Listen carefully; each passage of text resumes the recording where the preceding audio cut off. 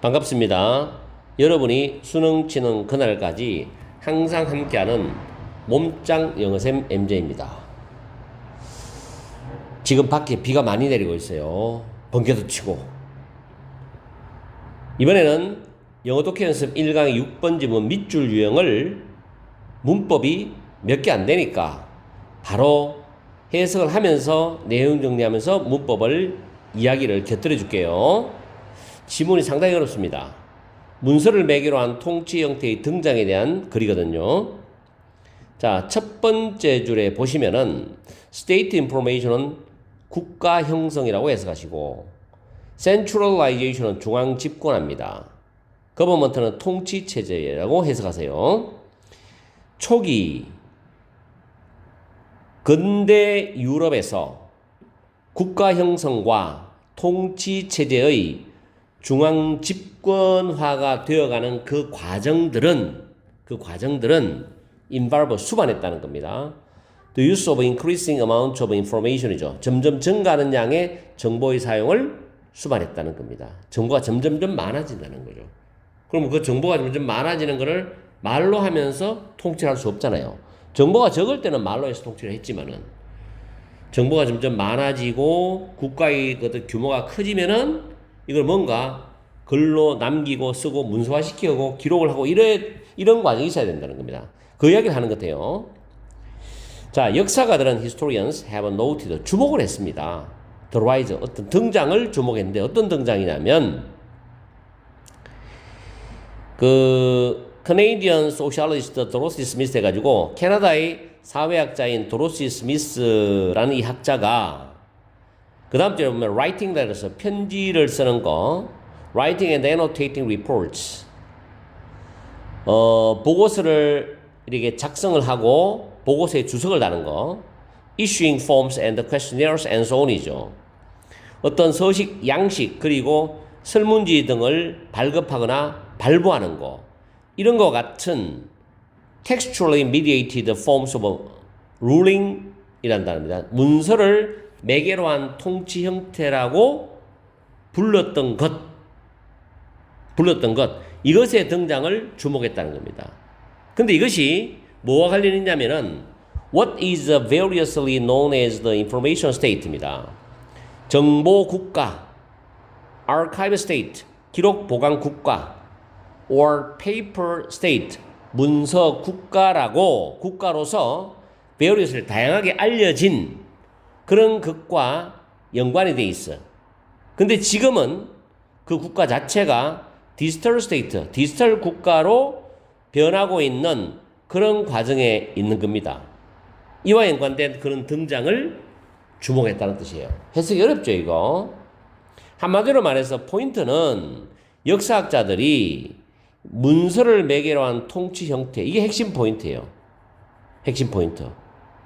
그러니까 규모가 커지고 국가가 제대로 형성이 되고 통치체제가 중앙집권으로 딱 정착이 되려면은 기록을 해야 돼.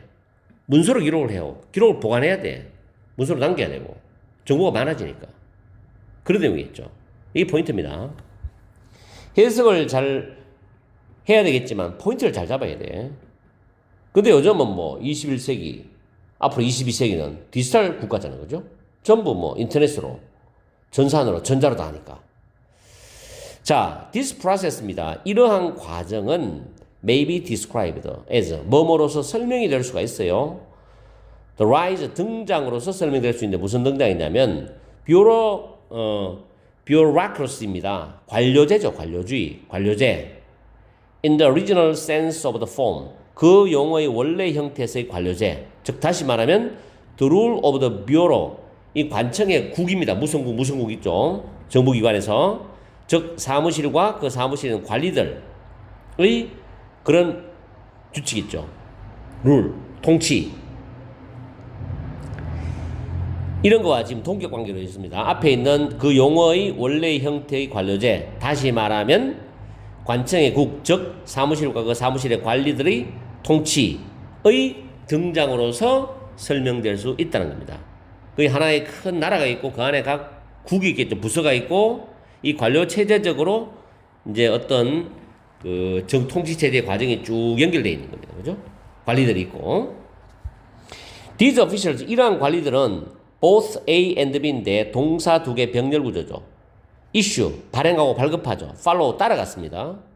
written orders가 되겠죠. 서면으로 된 명령을 발부하고 그걸 따랐어요. 그리고 기록도 했습니다.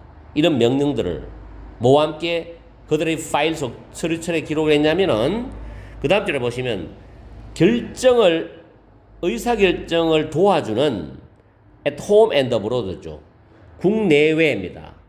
국가 안, 국가 밖, 국내외의 정치적 상황에 관한 그런 보고와 투게더비다 함께 그들의 서류철에 이런 명령들을 기록을 했답니다. 그래야지 이제 다른 국가와도 어떤 무역이라든가 정치적인 마찰 같은 거는 또 갈등은 피할 수도 있고 여러 가지 뭐 용도로 쓰이겠죠. The ruler on horseback이죠. 과거에는 말을 탄 통치자입니다. 통치자가 말 타면서 다니면서 이제 통치했단 말이에요.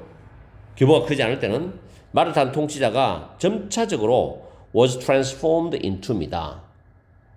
뭐로 변모라고 해서 변하고 있냐면은 the ruler sitting at his desk입니다.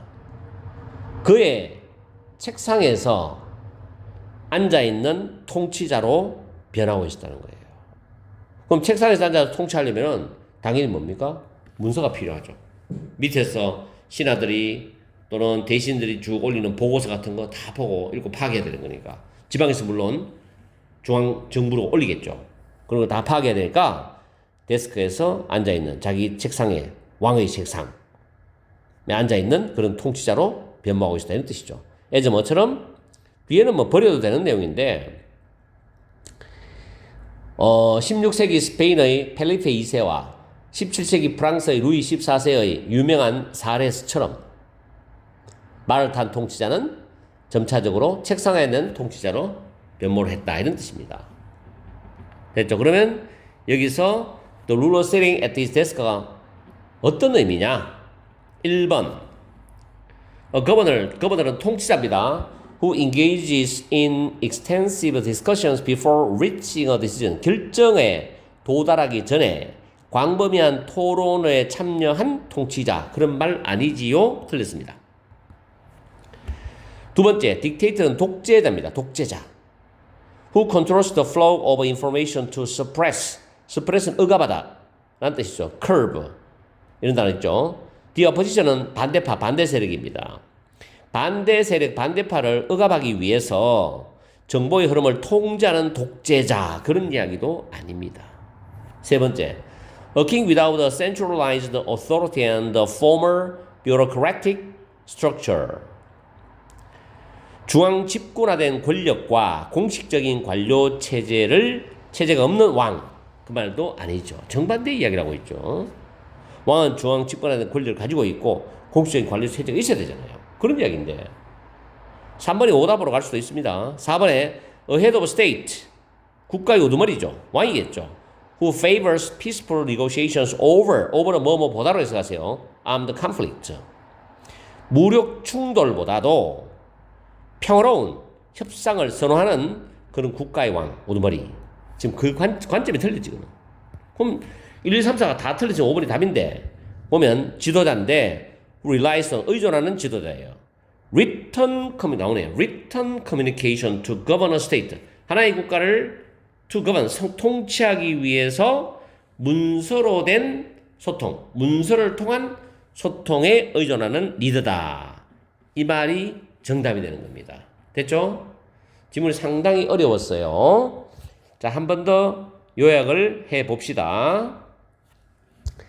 첫 번째 문장 도입 부분은 뭐라고 했어요? 근대 초기 유럽 국가의 중앙 집권화에 대한 이야기를 했습니다. 그러면서 뭘 수반한다고 했어요? 많은 양의 정보 사용이 수반된다는 이야기를 했죠.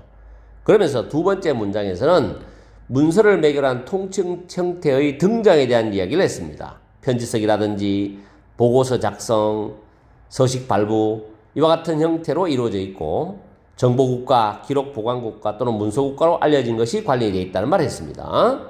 그러면서 부연 설명으로 세 번째, 네 번째 문장이 부연 설명된 부분인데 관료제의 등장이 나왔어요. 사무실, 그리고 사무실에는 관리엔 통치의 등장. 그러면서 그 관리들은 서면으로 된 명령을 발부하고 또 자기들이 서류철에다가 명령도 기록을 하고 그런 말 나왔죠?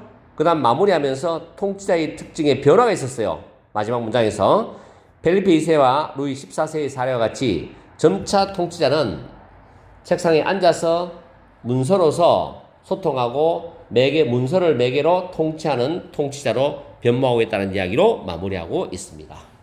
이런 내용이 됩니다. 이 지문도 내신이나 6평, 9평 수능을 위해서 직접 간접으로 한번 공부를 해보세요. 그리고 해석은 정확히 하는 연습을 꼭 하셔야 됩니다. 오늘 강의는 여기서 마치겠습니다. 항상 여러분과 함께하는 MJ가 되겠습니다. 여러분 하시고 오늘 저녁 시간도 즐겁고 행복한 시간 보내시기 바랍니다. 다음 시간에 봅시다.